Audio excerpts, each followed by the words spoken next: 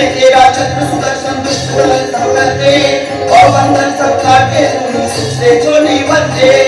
में तेरा चक्र सुदर्शन दुष्ट दलन सब करते और बंधन सब काटे से झोली भरते। जय जय कृष्ण मुरारी, जय जय गिरधरधारी, जय जय कांत बिहारी, जय गोवर्धनधारी। जय जय कृष्ण मुरारी, जय जय गिरधरधारी, जय जय कांत बिहारी, जय गोवर्धनधारी। जय जय कृष्ण मुरारी, जय जय गिरधरधारी, जय जय कांत बिहारी।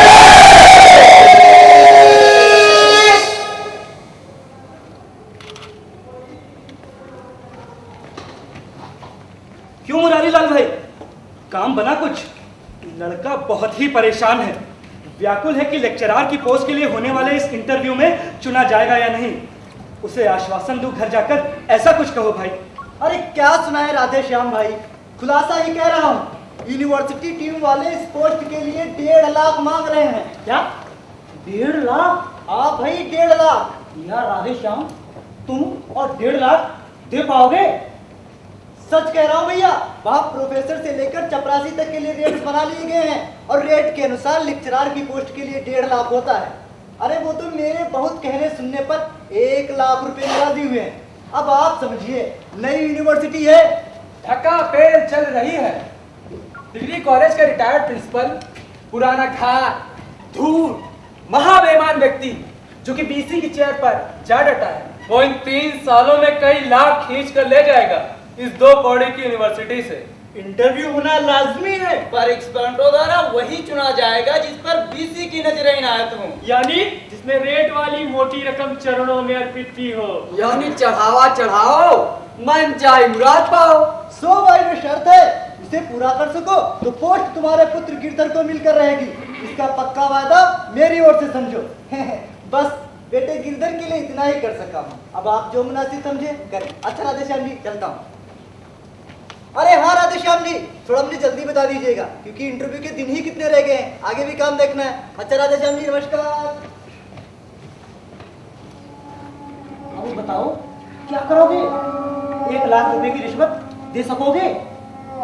क्या बता सकता हूँ ब्रजनारायण, बस किसी कृष्ण मुरारी की शरण में खड़ा हूं। जो ये चाहेंगे वही हो। बेटा राधे श्याम, ये कलयुग है, कलयुग। अब ये कृष्ण मुरारी नहीं आने वाले। अरे इस युग में तो बड़े बड़े देवी देवता फेल हैं, फिर इस माखन चोर की क्या मिसाल जो तुम्हारी मदद कर सके। अब ये कृष्ण मुरारी 1 लाख रुपए की रिश्वत नहीं देंगे। अरे खड़े रहो अब टांग पर, फिर भी ये टस से मस नहीं होंगे, समझे? अच्छा भैया मैं चलता हूँ, जय राम जी की।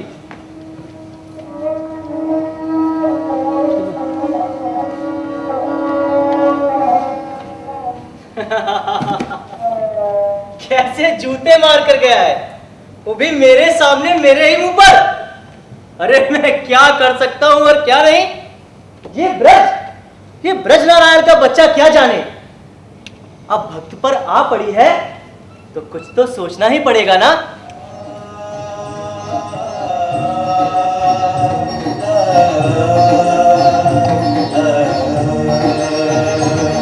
अंधियारा जब छाए मन पर, दीपक मैं ही जलाता हूँ।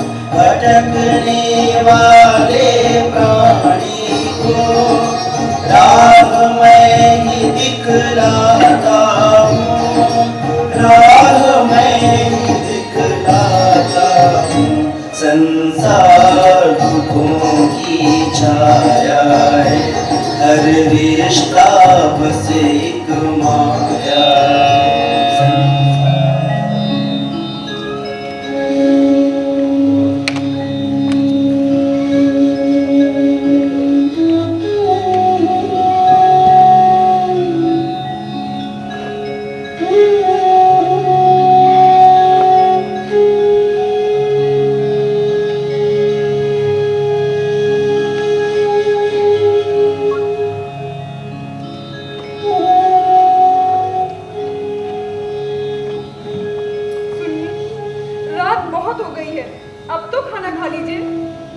खाने को जी नहीं करता सत्या, मन बड़ा बेचैन है।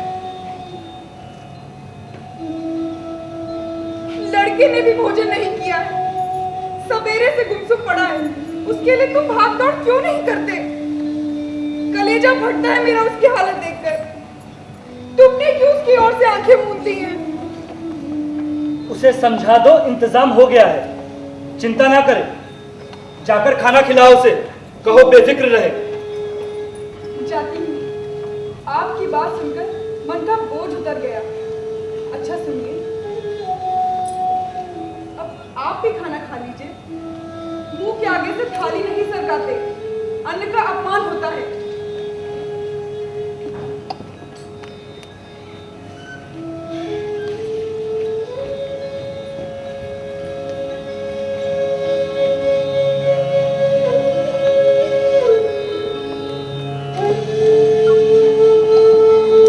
अगले दिन संडे था, विद्यालय जाना नहीं था। राधे श्याम चादर तान कर लेट गए। पर चिंता के मारे नींद नहीं आई। करवटें बदलता और सोचता रहा, क्या करूं, क्या ना करूं। सारी जिंदगी जिन सिद्धांतों का पालन करता रहा, आज उसकी बलि चढ़ा दूं क्या? रिश्वत, वो भी 1 लाख? नहीं, रिश्वत, वो भी 1 लाख? नहीं।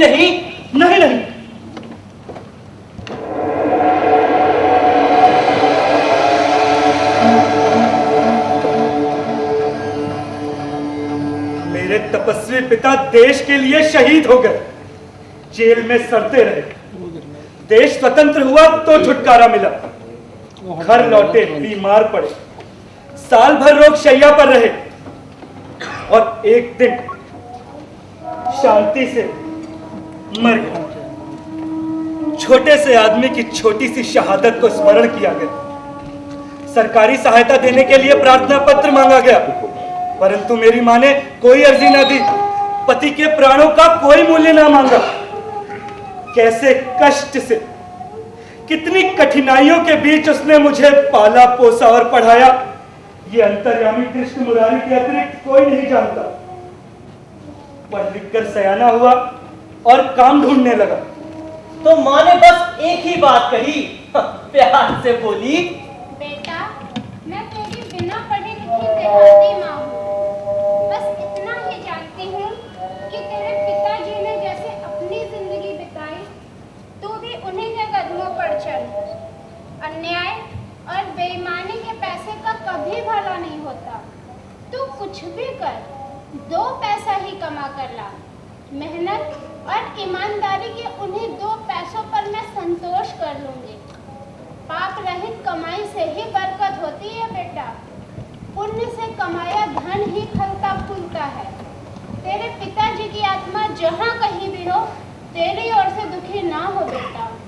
तुम्हारी आज्ञा शिरोधार्य है मां, आजीवन वचन निभाऊंगा, शपथ लेता हूं। काम मुझे मिल रहा था, ऊपरी आमदनी की भी बहुत गुंजाइश थी उसमें, लेकिन मां के वचनों को हमेशा हमेशा के लिए गांठ बांधकर मैंने वीडियो की नौकरी को लात मार दी। सीओ के चुनाव में आ गया था, पर मैंने ज्वाइन नहीं किया और शुद्ध पवित्र जीवन बिताने के लिए इंटर कॉलेज की अध्यापकी स्वीकार कर ली। यहाँ अन्याय और बेईमानी का वातावरण ही नहीं था मेरे लिए।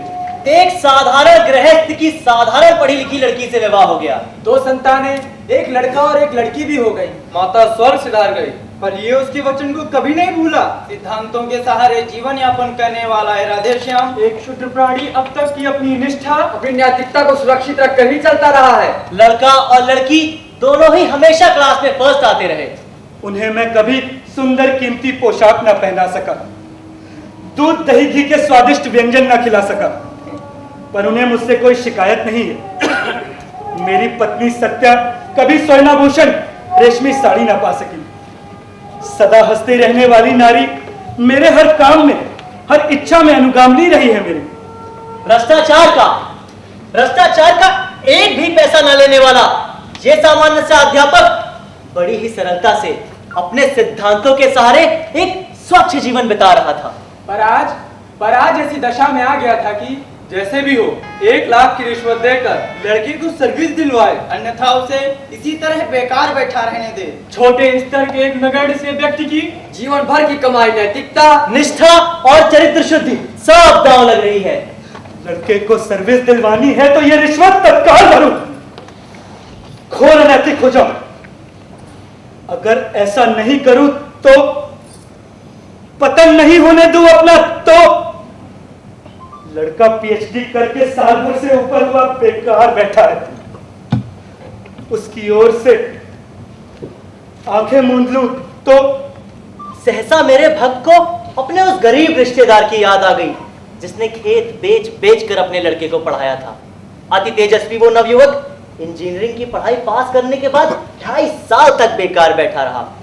ऊंचे सोर्स न थे, रिश्वत देने को घर में पैसा न था, और एक दिन अचानक तंग आकर नहीं, कहीं लड़का भी ऐसा ही कुछ कर बैठा तो मैं क्या करूंगा? नहीं, ऐसा नहीं होने दूंगा। रिश्वत दूंगा, मैं जरूर दूंगा, परंतु 1 लाख रुपए मैं लाऊंगा कहां से?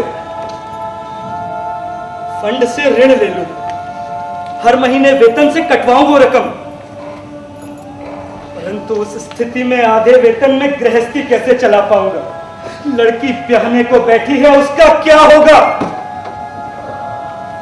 ये छोटा सा पैतृक मकान, इसे गिरवी रखकर पैसे ले लूं, परंतु इतनी जल्दी ग्राहक कैसे मिलेगा? लिखा पढ़ी कैसे होगी? फंड वाला रुपया मिलने में तो महीनों लग जाएंगे। तब फिर किसी से रुपए उधार ले लूं, परंतु इतनी बड़ी रकम भला मुझे कौन उधार देगा? सब रास्ते बंद लग रहे हैं और इंटरव्यू की तारीख भी पास आ रही है। हे प्रभु, इस दारुण संकट से कैसे उबारूं खुद को और लड़के को? भक्त की इस पुकार से मेरा हृदय कांप उठा, वो छटपटा रहा था, और मैं इस कलयुगी संत की वेदना से आहत था। पत्नी पास आई, उसे वहीं बिठा लिया, सारी बात बता डाली, और तब मैंने फूकी अपनी जादुई बांसुरी की फूंक। सो कैसे? अभी पता चल जाएगा।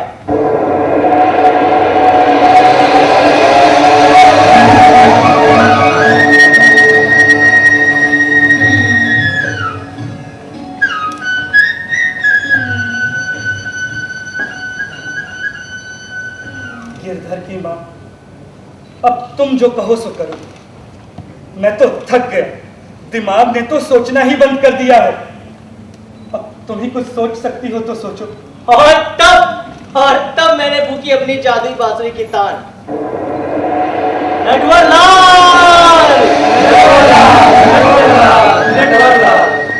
नटवर भैया, अजी सुनते हैं, एक उपाय सुझाए मुझे।